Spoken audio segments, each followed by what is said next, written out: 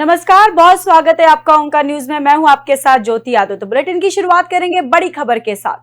पंजाब की सियासत को अगर किताब के पन्नों पर उतारा जाए तो प्रकाश सिंह बादल का नाम लिखे बिना इसे पूरा नहीं माना जाएगा।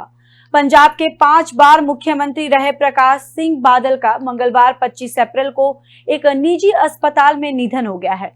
वहीं शुक्रवार सुबह तबियत बिगड़ने के बाद उन्हें मोहाली प्राइवेट हॉस्पिटल में भर्ती करवाया गया था और वे 5 बार पंजाब के मुख्यमंत्री रह चुके थे। वहीं केंद्र सरकार 2 दिनों के राष्ट्रीय शोक की घोषणा करेगी। जून 2022 में भी सीने में दर्द की शिकायत के बाद उन्हें अस्पताल में भर्ती करवाया गया था। कुछ समय बाद अस्पताल से उनकी छुट्टी हो गई थी।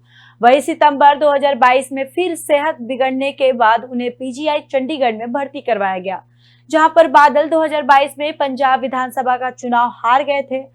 यह उनके राजनीतिक करियर की पहली हार थी। अधिक उम्र के कारण वे चुनाव लड़ना नहीं चाहते थे, लेकिन बेटे सुखबीर बादल के कहने और पंजाब में अकाली दल की दयनीय स्थिति को देखते हुए प्रकाश सिंह बादल चुनावी मैदान में उतरे थे। वहीं प्रकाश सिंह बादल ने साल 1947 में राजनीति शुरू की थी। उन्होंने सरपंच का चुनाव लड़ा और जीत हासिल की। तब से सबसे कम उम्र के सरपंच बने थे। वहीं आपको बताते चले कि 1957 में उन्होंने पहला विधानसभा चुनाव लड़ा। 1969 में उन्होंने दोबारा जीत हासिल की है। वहीं 1969 से लेकर 70 के वे पंचायत राज, पशुपालन, डेयरी आदि मंत्रालयों के मंत्री रहे।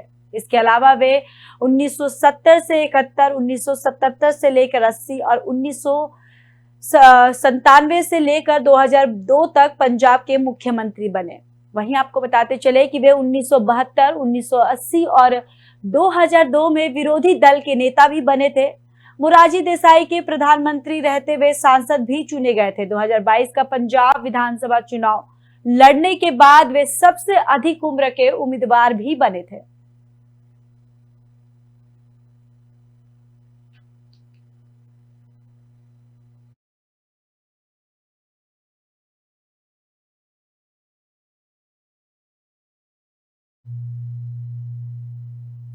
बढ़ते हैं अगली खबर की ओर। प्रधानमंत्री नरेंद्र मोदी दिल्ली के प्रगति मैदान में आयोजित हो रहे one earth one health summit का वर्चुअली उद्घाटन करेंगे। 2 दिन के इस इवेंट की थीम मेडिकल ट्रेवल और हेल्थ केयर एक्सपर्ट है। इसका उद्देश्य इंटरनेशनल मेडिकल टूरिज्म हब के तौर पर भारत को पहचान दिलाना भी है।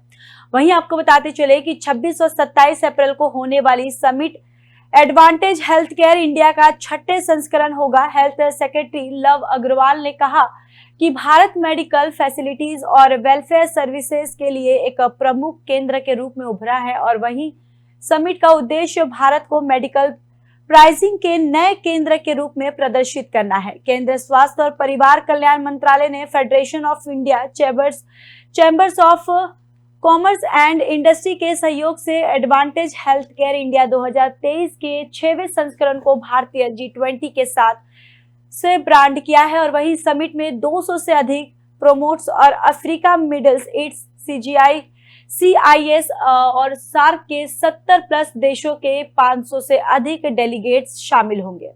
वहीं रिवर्स बियर सेलर मीटिंग्स और 70 से अधिक मेजबान प्रतिनिधियों के साथ निर्धारित B2B मीटिंग होगी और Africa, middle east, Commonwealth, SAARC और आसियान के क्षेत्र में नामित देश एक मंच पर इंडियन हेल्थ केयर प्राइवेट्स और फॉरेन्स को एक साथ लाएंगे और समिट में अलग अलग देशों के 10 स्वास्थ्य मंत्री और 10 देशों के अन्य गणमान्य व्यक्तियों के साथ और सरकारी निजी अस्पतालों के 470 डेलीगेट्स भाग लेंगे। वहीं बांग्लादेश, आर्मेनिया, भूटान, मिस्र, घाना, गिनी, मालदीव, नाइजीरिया, रूस और सोमालिया जैसे देशों के स्वास्थ्य मंत्रियों के शिखर सम्मेलन में भाग लेने की उम्मीद जताई जा रही है।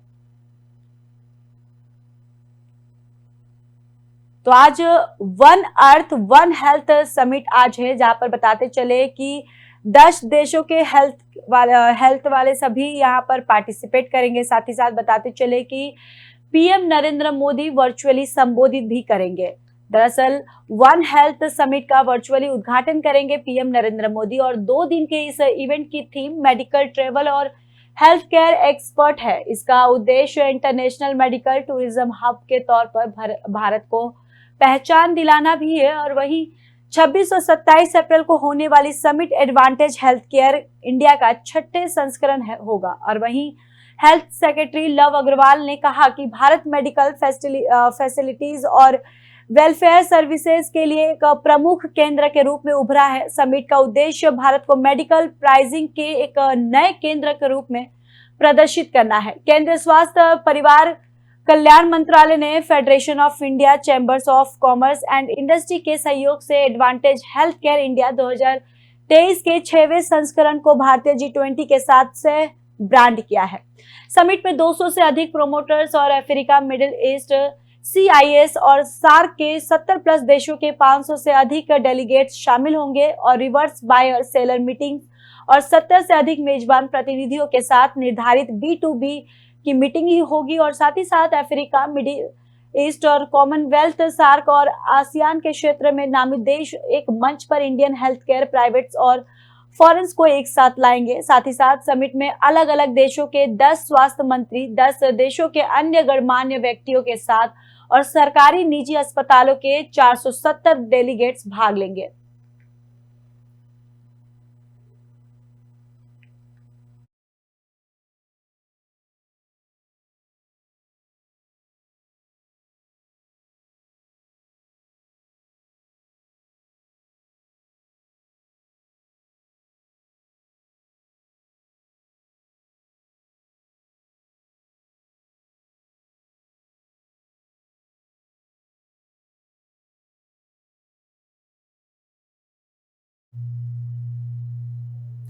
तो वहीं प्रधानमंत्री नरेंद्र मोदी बुधवार को सौराष्ट्र तमिल संगम के समापन समारोह को संबोधित करेंगे और प्रधानमंत्री का कार्यालय के यह जानकारी दी है। और पीएमओ ने एक बयान में कहा कि पीएम मोदी सुबह 10:30 में वीडियो कॉन्फ्रेंस के माध्यम से इस कार्यक्रम को संबोधित भी करेंगे। पीएमओ ने कहा कि इस कार्यक्रम की शुरुआत एक भारत श्रेष्ठ भारत की भावना को बढ़ावा देने को लेकर प्रधानमंत्री की सोच में निहित है, जो देश के अलग अलग हिस्सों में लोगों के बीच सदियों पुराने संबंधों के सामने लाने और उन्हें फिर से खोजने में सहायता करता है। बयान में ये भी कहा गया कि इस बीच सोच को ध्यान में रखते हुए इससे पहले काशी तमिल संगम का आयोजन किया गया था और वहीं सौराष्ट्र तमिल संगम गुजरात और तमिलनाडु के बीच साझा संस्कृति और विरासत का उत्सव मनाकर इस सोच को आगे बढ़ाता है।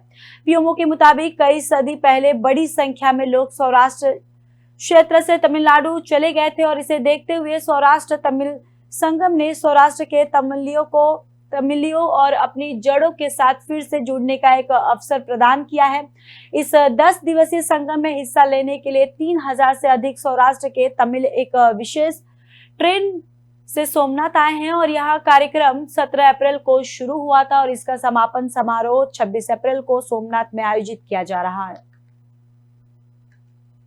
तो बताते चले कि सौराष्ट्र तमिल संगम का समापन समारोह होगा आज, जहां पर वीडियो कॉन्फ्रेंसिंग के जरिए नरेंद्र मोदी संबोधित करेंगे। साथ ही साथ आपको बताते चले कि जो देश के अलग अलग हिस्सों में लोगों के बीच सदियों पुराने संबंधों के सामने लाने और उन्हें फिर से खोजने में सहायता करता है। बयान में उन्होंने ये भी कहा गया कि इसी सोच को ध्यान में रखते हुए इससे पहले काशी तमिल संगम का आयोजन किया गया था।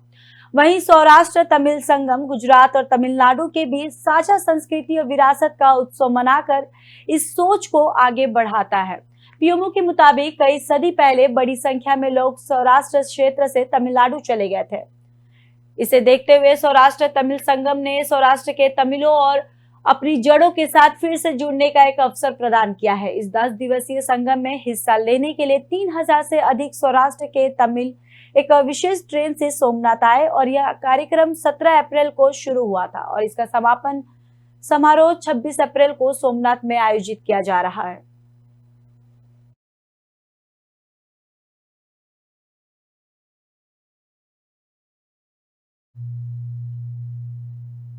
बांग्लादेश मुक्ति संग्राम के दौरान सिविल सेवा अधिकारी के रूप में अपनी सेवाओं के लिए प्रतिष्ठित पद्मश्री से सम्मानित हिमांशु मोहन चौधरी का मंगलवार को यहां के एक निजी अस्पताल में उम्र संबंधी बीमारियों के कारण उनका निधन हो गया है।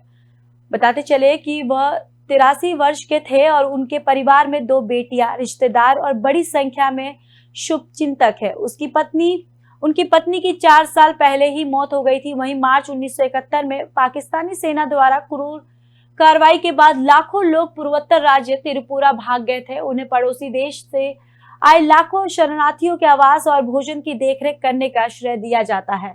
20 अप्रैल को हिमांशु मोहन चौधरी से मिलने गए मुख्यमंत्री माणिक साहब भी गए हुए थे। उन्होंने भी पूर्वोत्तर के पहले पद्मश्री पुरस्कार विजेता के निधन पर शोक व्यक्त किया है। जब बांग्लादेश में मुक्ति संग्राम छिड़ा तो वह त्रिपुरा के सिपाही जला जिले के सोनमपुरा उपखंड के उप विभागीय अधिकारी थे।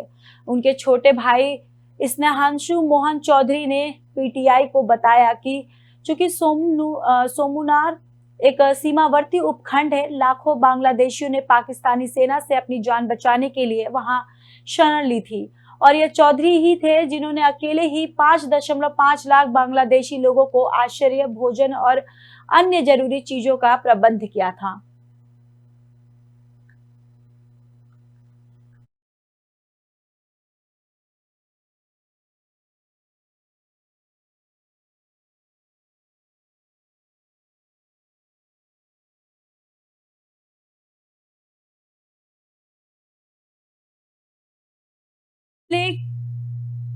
कि पद्मश्री से सम्मानित हिमांशु मोहन चौधरी का निधन हो गया है। दरअसल आपको बताते चले कि 84 वर्ष के थे और उनके परिवार में 2 बेटियां, रिश्तेदार और बड़ी संख्या में शुभचिंतक भी हैं।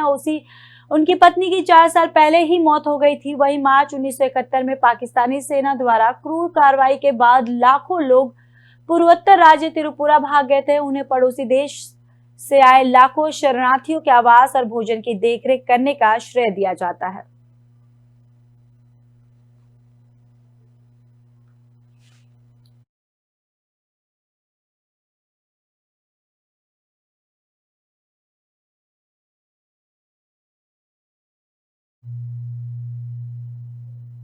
तो वहीं केरल में वंदे भारत एक्सप्रेसवे को हरी झंडी मिली थी और ऐसे में यह ट्रेन अपनी पहली यात्रा पर पूरी कर पाती उससे पहले ही विवादों में जुड़ गई है। दरअसल पलक्कड स्थित शोरनूर स्टेशन पर ट्रेन का स्वागत करने पहुंचे कांग्रेस कार्यकर्ताओं ने एक बोगी पर पार्टी सांसद वीके श्रीकंठ के कई पोस्टर चिपका दिए।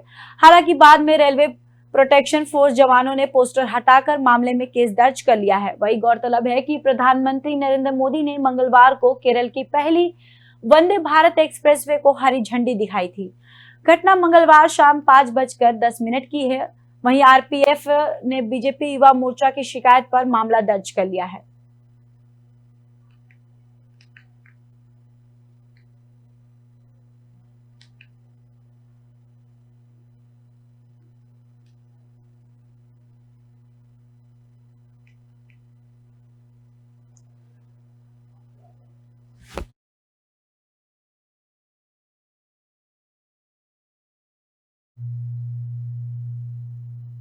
महाराष्ट्र की राजनीति पर करीब नजर रखने वाले मानते हैं कि वहां पर्दे के पीछे काफी कुछ घटित हो रहा है। अब इस बीच एक नया घटनाक्रम घटित हुआ है। दरअसल महाराष्ट्र के धाराशिव में अजित पवार को महाराष्ट्र का भावी मुख्यमंत्री बताने वाले पोस्टर बैनर जगह जगह लगे हैं। वहीं धाराशिव में अजित पवार को भावी मुख्यमंत्री बताने वाले पोस्टर उनके उस बयान के बाद सामने आए हैं जिसमें उन्होंने महाराष्ट्र का मुख्यमंत्री बनने की इच्छा जाहिर की है। दरअसल मीडिया से बातचीत में अजित पवार ने सवाल किया था कि क्या एनसीपी अगले साल होने वाले विधानसभा चुनाव में मुख्यमंत्री पद पर दावा पेश करेगी। इस पर पवार ने कहा कि 2024 क्यों, हम अभी भी मुख्यमंत्री पद पर दावा करने को तैयार है। अजित पवार ने यह भी कहा कि 100% मुख्यमंत्री बनना चाहेंगे।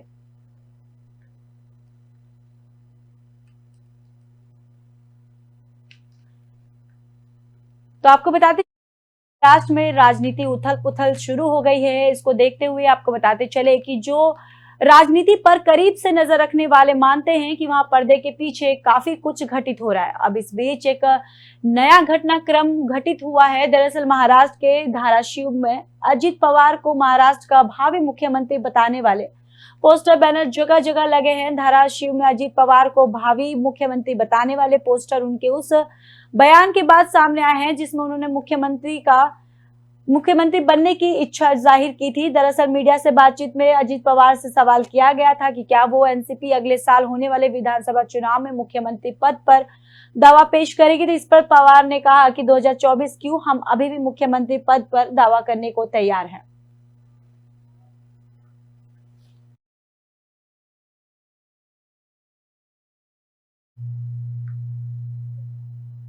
तो वहीं नेशनल इन्वेस्टिगेशन एजेंसी ने मंगलवार को 5 राज्यों के 17 ठिकानों पर छापा मारा है। इन राज्यों में बिहार, उत्तर प्रदेश, मध्य प्रदेश, गोवा और पंजाब शामिल है। यहां पर प्रतिबंधित संगठन पॉपुलर फ्रंट ऑफ इंडिया से जुड़े लोगों को ठिकानों पर यह छापेमारी की जा रही है। 17 लोकेशन में से 12 बिहार में, 2 उत्तर प्रदेश में और एक मध्य प्रदेश, पंजाब और गोवा में है। वहीं बिहार के दरभंगा में, उर्दू बाजार में डिटेंटिंग और डॉक्टर सारिक रजा और शंकरपुरा गांव में महबूब के घर पर रेड मारी गई है। वहीं मोतिहारी के चकिया में पीएफआई के सदस्य सज्जाद के घर टीम पहुंची। टीम यहां से सज्जाद का आईडी कार्ड लेकर गई और इसके पहले एनआईए की टीम पीएफआई संगठन से जुड़े सदस्य को पिछले महीने गिरफ्तार कर अपने साथ ले गई थी। वहीं पीएफआई पर प्रतिबंध लगने के बाद एनआईए उससे जुड़े लोगों की तलाश में कई बार मोतिहारी आ चुकी है। इधर दरभंगा में लोहरिया सराय और सिंगवाड़ा में चल रही एनआईए की रेड खत्म हो गई है। दोनों ही जगहों से मुख्य आरोपी भाग निकले। एनआईए टीम ने फिलहाल किसी की गिरफ्तारी नहीं की है। अधिकारी मौके से निकल गए। उन्होंने रेड से जुड़ी कोई जानकारी देने से इनकार किया है। वहीं दोनों के घर वाले भी कुछ भी बताने से परहेज कर रहे हैं।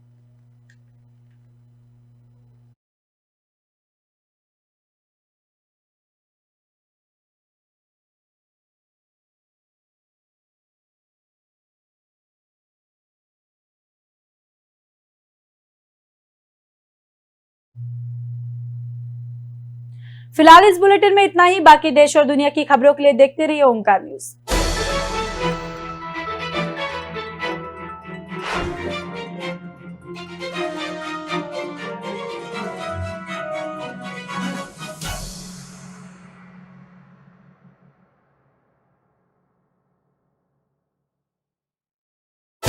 इस मजबूत भरोसे के